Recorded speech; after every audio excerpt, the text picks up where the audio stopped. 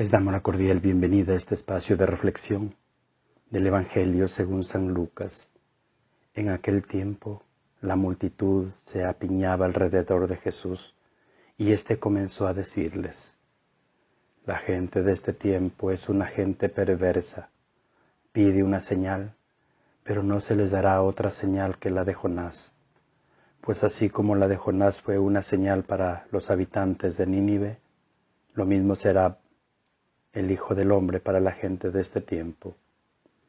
Cuando sean juzgados los hombres de este tiempo, la reina del sur se levantará el día del juicio para condenarlos, porque ella vino desde los últimos rincones de la tierra para escuchar la sabiduría de Salomón, y aquí hay uno que es más que Salomón. Cuando sea juzgada la gente de este tiempo, los hombres de Nínive se levantarán el día del juicio para condenarla, porque ellos se convirtieron con la predicación de Jonás, y aquí hay uno que es más que Jonás. Palabra del Señor. Gloria a ti, Señor Jesús. Los apóstoles, junto con los discípulos y algunas mujeres, regresan a Jerusalén después de haber asistido a la ascensión del Señor, y en esta estancia superior perseveran en la oración. De forma muy discreta se menciona a María, la Madre de Jesús. En síntesis, Lucas nos descubre toda la misión de María y también nos descubre cómo tenemos que comportarnos nosotros y permanecer siempre perseverantes en la oración, junto a María, orar en común junto a los que comparten con nosotros la fe. Lo que les estoy compartiendo es a partir de la fiesta que hoy celebramos en la iglesia, que es la fiesta de la Virgen del Pilar, pero para nosotros no es tan importante como lo presentan para España y otros lugares que sí tienen esa fiesta como una obligación. Nosotros continuamos con la lectura de la carta a los Gálatas, haciéndonos entender que hay una lucha de Pablo contra los integrantes del judaísmo que se aferran a la ley, a la Torá del Antiguo Testamento, y por tanto implícita rechaza el Evangelio de Jesús. Hoy utiliza una comparación que él mismo considera como una alegoría. Abraham tuvo dos mujeres, una esclava, Agar, que fue la madre de Ismael, otra libre, Sara, de la que según la promesa tuvo a Isaac. Para Pablo nosotros somos hijos de la libre, no de la esclava. Ya no dependemos de la ley antigua para vivir en libertad. Nos ha liberado Cristo. Por tanto, manténganse firmes y no se sometan de nuevo al yugo de la esclavitud. Volver a seguir servilmente la ley del Antiguo Testamento es volver a caer en esclavitud.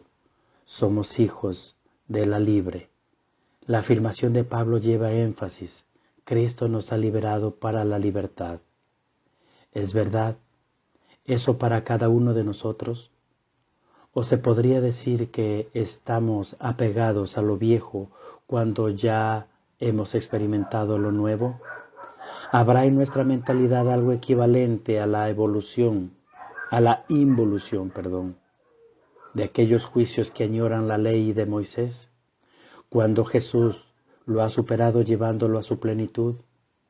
¿Vivimos el cristianismo con un corazón libre de hijos o con una actitud de miedo o de esclavos?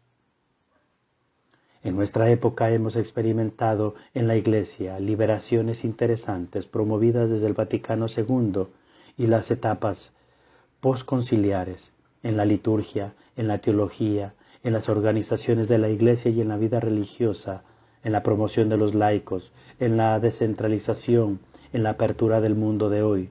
Se entienden liberaciones legítimas, movidas por el Espíritu del Señor, que es el Espíritu de amor y de libertad. La Iglesia ha dado pasos interesantes con el discernimiento mediato. Sería una pena que al seguir quisiéramos volver atrás por la pura añoranza. También podríamos ser por comodidad, porque las nuevas fronteras de la comunidad son bastante menos definidas que las de antes, tienen más riesgos, compromisos y por tanto resultan incómodas. Una de las mejores lecciones que podemos aprender del mismo Jesús es su admirable libertad interior, libre de las tentaciones que pueden venir del pueblo y de su familia, de las autoridades, de sus discípulos, del afán de poseer y mandar, de las interpretaciones esclavizantes de los juristas y de la época. Ser libre significa que vivimos nuestra fe cristiana con coherencia, con fidelidad, pero movidos por el interés o el miedo, sino por el amor y por la convicción. Y lo que hicimos o lo seguimos haciendo es con un ánimo no para precisamente sentirnos esponjados, sino libres de tanto de las modas permisivas del mundo como de los voluntarismos exagerados de algunas espiritualidades que se refugian en un cumplimiento meticuloso que le impiden respirar. A Jesús no le gustaba que le pidieran signos y milagros. Quería que le creyeran a él en su palabra como el enviado de Dios, no por las cosas maravillosas que pudiera hacer, aunque también las hiciera. Así se entiende que se les diga que es el único signo que les va a dar, que es el de Jonás. Y luego añade también el ejemplo de la reina de Saba, quejándose de la poca fe de sus contemporáneos. Jonás fue un pobre profeta que predicó en Nínive sin hacer ningún milagro, pero los ninivitas le creyeron y se convirtieron, mientras que a Jesús, uno que es más que Jonás, y que además ha hecho signos sorprendentes y que ya debieran bastar para reconocerlo como el Mesías de Dios, no le acababan de creer.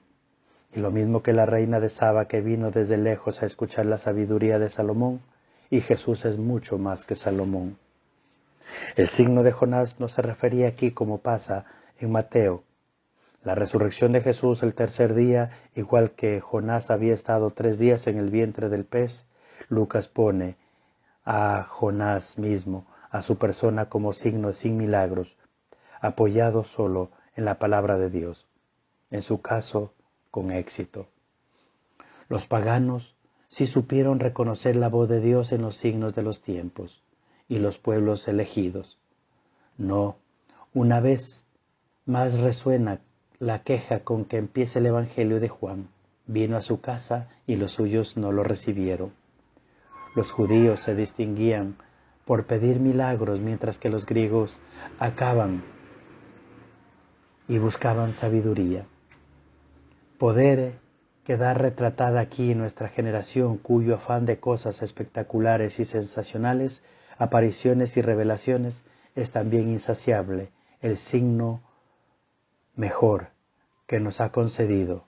Dios es Cristo mismo, su persona y su palabra. Pero por otra parte, nos debemos sentir aludidos nosotros los cristianos de casa, los más cercanos a Jesús, que también podemos buscar excusas para no acabar de creer en Él, como los paisanos de Jesús, que le pedían que hiciera milagros, más milagros, para creer en Él, que estaba exigiendo a nosotros una voz misteriosa, un signo claro y un signo milagroso.